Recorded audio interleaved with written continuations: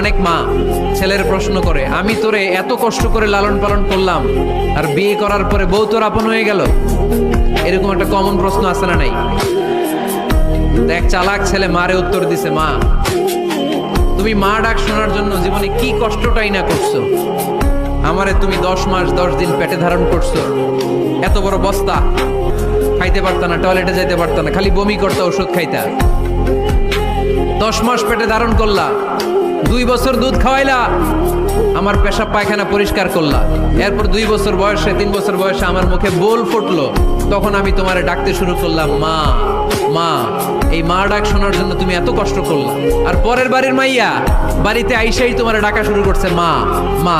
তো যেই লোক তোমারে মা ডাকে তারে আমি ভালোবাসবো না কেন মা? ঠিক কিনা? আমার মুখের মা ডাক শোনার জন্য তুমি এত কষ্ট করলা, কি কষ্ট। আর পরের বাড়ির চিনি না জানি না এক মেয়ে এসেই তোমার ডাকা শুরু করছে মা মা। তো যে আমার মারে মা ডাকে তার স্থান তো আমার হৃদয়ে, ঠিক কিনা? প্রথমে শাশুড়ি আম্মারা শোনেন, মহিলা প্যান্ডেলের শাশুড়িরা,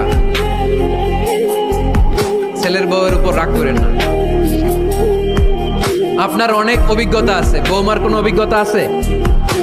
নতুন এক্সপেরিয়েন্স নাই। বৌমাকে একটু সময় দেন, একটু গুছায় নিতে দেন, পারবে।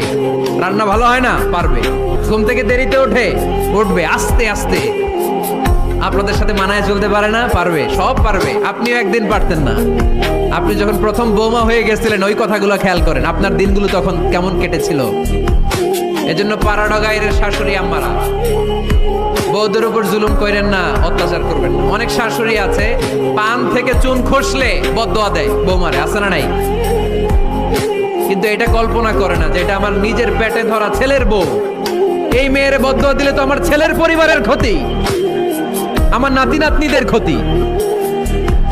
এই কমন যোগ বিয়োগটা বুঝে না।